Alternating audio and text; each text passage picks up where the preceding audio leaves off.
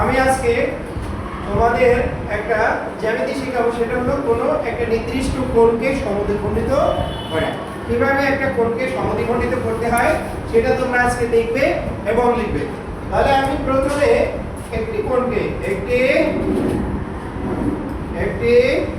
কোণকে সমদ্বিখণ্ডিত করি। তাহলে একটা নির্দিষ্ট কোণকে সমদ্বিখণ্ডিত। তাহলে আমরা প্রথমে ABC একটি নির্দিষ্ট কোণ নেব। কি নেব? ABC হ্যাঁ, আমরা এটা বর্ণনা কিভাবে লিখব? এখানে যা দিয়েছি তাই বর্ণনা লিখব। যেমন ABC একটি নির্দিষ্ট কোণ, ABC একটি নির্দিষ্ট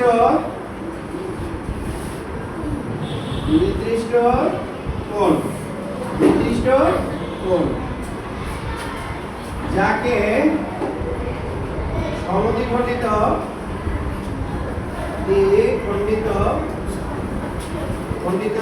করি।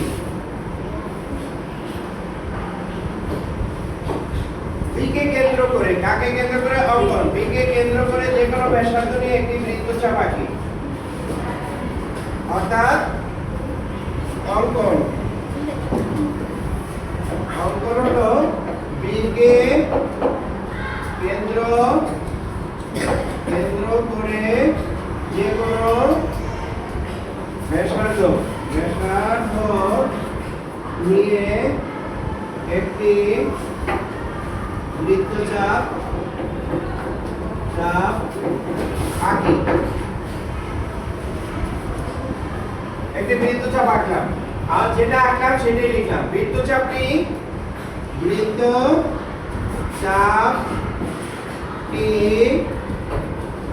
কোণের বাহু AB কে P বিন্দুতে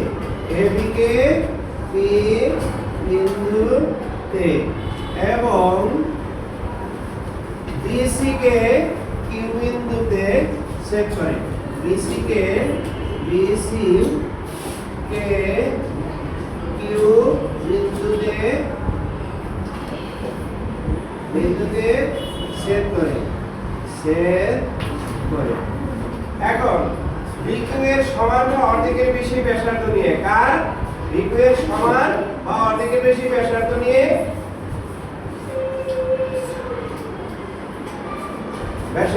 একটি বৃত্তচাপ PQ এর সমান বা অর্ধেকের বেশি ব্যাসার্ধ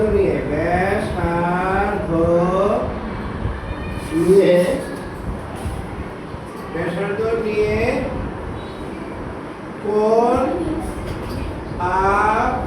ABC এর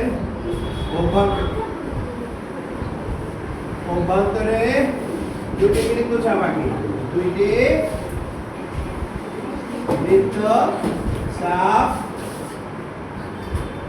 আঁকি।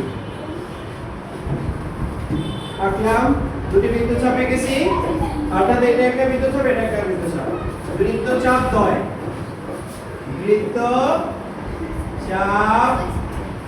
দ্বয় M বিন্দুতে ছেদ করে। অর্থাৎ আমি যে দুটো বৃত্তচাপ নিলাম, বৃত্তচাপ দুটি যেখানে ছেদ করলো তার নাম দিলাম M। তাহলে M বিন্দুতে ছেদ করে। এখন কথা হলো BM যোগ করি। অর্থাৎ আমি B এবং M যোগ করে দিলাম। BM যোগ করি, BM যোগ করি। তাহলে BM Rekha ABC কোণকে Rekha A B C কোণ কে সমদ্বিখণ্ডিত করলো, সমদ্বিখণ্ডিত করলো।